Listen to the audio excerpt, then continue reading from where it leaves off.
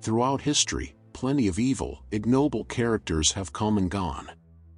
From murderers and thieves to the unspeakable acts of history's most prolific serial killers.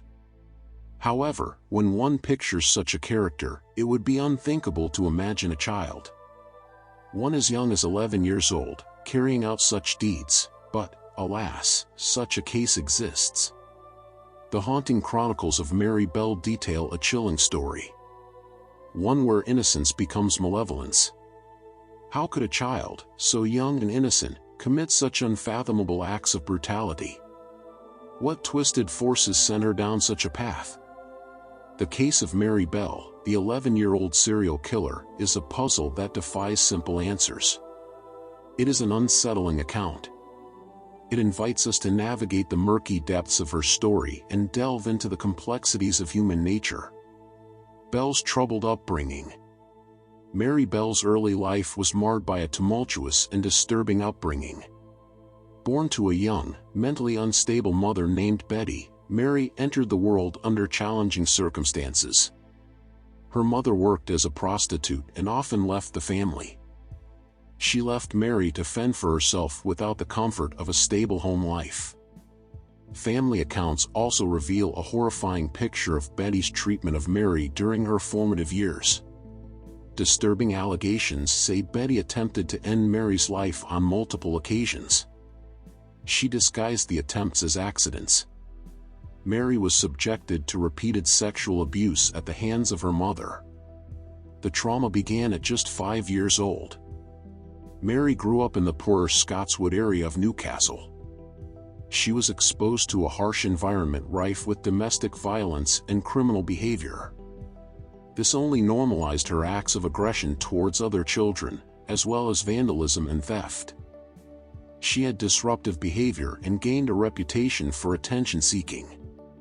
This made it easier to dismiss her alarming proclamation, "I am a murderer," as just another one of her idle boasts. Unfortunately, it was no empty claim. The first murder. On May 25, 1968, just a day before turning 11, Mary Bell committed her first murder. However, Bell displayed a propensity for violence earlier than that. Weeks before, on May 11th, Mary and her friend Norma Joyce Bell were playing with a local 3-year-old boy. Supposedly, the boy fell and suffered severe injuries. The incident was labeled an accident, and both girls escaped punishment.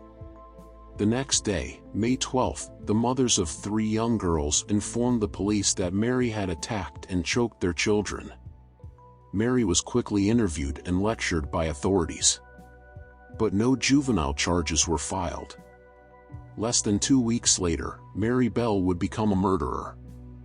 According to evidence gathered later, she brutally strangled 4-year-old Martin Brown in a rundown house in Scotswood, not far from her home in Newcastle. Authorities believe she committed this crime alone. The murder of Martin Brown was particularly violent and gruesome. Mary's behavior before and after the murder was puzzling and disturbing. Afterward, Mary and Norma broke into and vandalized a nursery in Scotswood. They left notes that claimed responsibility for the killing. However, Mary's propensity for violence wouldn't end with the killing of poor Martin. The second murder. Mary Bell's second murder occurred 2 months after her first. And it shocked and appalled the community even further. On July 31st, 3-year-old Brian Howe disappeared from a vacant lot near his home. When police searched the area, they found his lifeless body among the concrete blocks. The young boy had been strangled. His legs and stomach were mutilated by a razor and scissors that were found at the scene. Disturbingly, police reports concluded that an N was carved into his stomach. But this was then changed by someone else to an M. The force used in the murder indicated that the culprit was likely a child. So the police started investigating local children. They discovered that Mary and her friend Norma Bell had contradictory accounts of their whereabouts at the time of the murder. Eventually, both girls were implicated in the killing, which they had committed together. Once again, they used strangulation as their method of murder. These highly publicized crimes, disturbing details, and Mary's age made this case one of the most infamous in England's history. It left many people wondering what could lead a child to commit such cruel and heinous acts. Charged and convicted. There were no visible signs of foul play following the chilling discovery of Martin Brown's lifeless body. This left investigators perplexed and with an open case on their hands. However, the truth would soon come to light. Investigators would start to put together the case between Martin's tragic fate and the killing of Brian Howe. The two girls at the center of the investigation, Mary Bell and Norma Bell, were ultimately charged with 2 counts of manslaughter.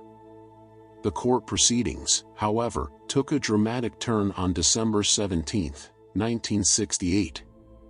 Norma Bell walked free after being acquitted. But Mary Bell faced a different fate. The jury was guided by the assessments of psychiatrists. They identified Mary as displaying classic symptoms of psychopathy. The jury ended up convicting Mary of manslaughter. The presiding judge described her as a dangerous individual. They emphasized the grave risk she posed to other children. As a consequence, Mary was sentenced to indefinite imprisonment. She began her detention at the Red Bank Secure Unit in St. Helens, Lancashire.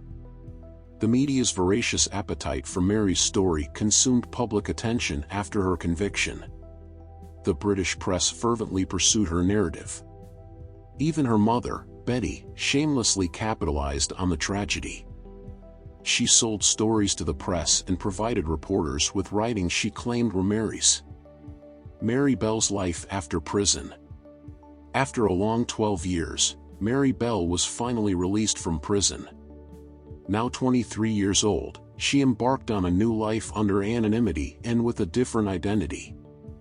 She even welcomed a daughter on May 25, 1984. Eventually, though, reporters unveiled their whereabouts. The duo had to flee their home.